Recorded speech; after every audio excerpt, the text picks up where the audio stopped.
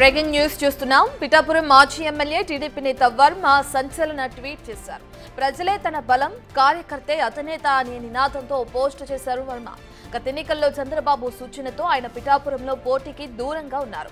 MLC పదవి ఇస్తామని హామీ కూడా లభించింది. ఇంతవరకు వర్మకు ఎలాంటి పదవి దక్కలేదు. దీంతో వర్మ అసంతృప్తిగా ఉన్నారని ప్రచారం నడుస్తుంది.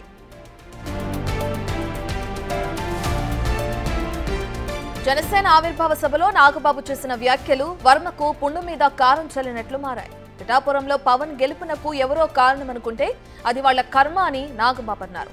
ఆ వ్యాఖ్యలు వర్మను ఉద్దేశించే చేశారని చాలా మంది భావించారు. నాగబాబు కామెంట్స్ తర్వాత నియోజకవర్గంలో వర్మ విస్తృతంగా పర్యటిస్తున్నారు.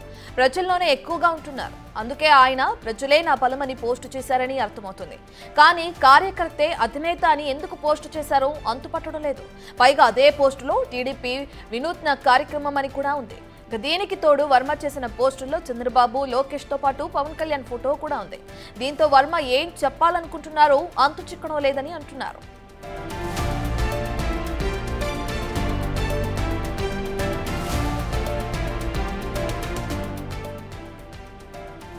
ఇక వర్మ చేసిన పోస్టుకి సంబంధించిన పూర్తి డీటెయిల్స్ అందించడానికి మా ప్రతినిధి శివశంకర్ అందుబాటులో ఉన్నారు. రైట్ శివశంకర్, మనం చూస్తున్నాం వర్మ ఏదైతే పోస్ట్ చేశారో ఆ పోస్టుకి సంబంధించిన డీటెయిల్స్ ఏ విధంగా ఉన్నాయి? అంటే అసంతృప్తిలో ఉన్నారు వర్మ అనుకోవచ్చు అంటారా ఈ పోస్ట్ ద్వారా? రత్న, చూసుకున్నట్లయితే పిఠాపురం మాజీ ఎమ్మెల్యే వర్మ ఇప్పుడు ఎక్స్ వేదికగా అయితే 2 పోస్టులు చేశారు. ఒకటి కార్యకర్తే నా బలం అనేది, అదే విధంగా ప్రజలే నా బలం, కార్యకర్తే అధినేత.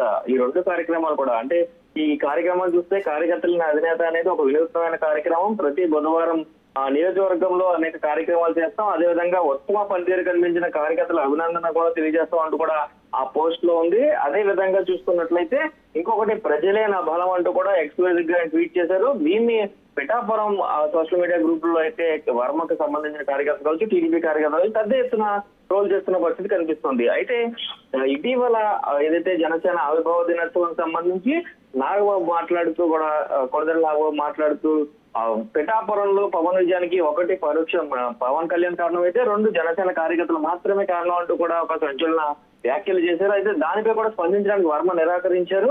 ఇదే విధంగా చూసుకున్నట్లయితే తర్వాత రోజు జరిగిన ప్రెస్ కాన్ఫరెన్స్ ముందు కూడా నాగబాబు కూడా రాలేదు. ఈ నేపథ్యంలోనే ఇప్పటికే అసంతృప్తితో ఉన్న వర్మ ప్రజల్లో ఎక్కువగా ఉండి ప్రజల్లో తన బలం చూపించేందుకే ఇలాంటి ఒక ఇలాంటి ట్వీట్లు కానీ లేదంటే ప్రజలతో మమేకం అవ్వడం కానీ చేస్తున్నారంటూ కూడా జనసేన నేతలు బహిరంగంగానే చెప్పుకుంటున్న పరిస్థితి కనిపిస్తుంది.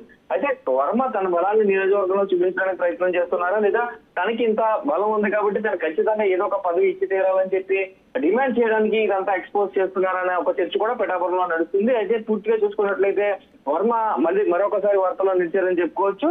అయితే పూర్తి అసంతృప్తిగా ఉన్న వర్మ మీడియాతో మాట్లాడడానికి కూడా నిరాకరిస్తున్నారు.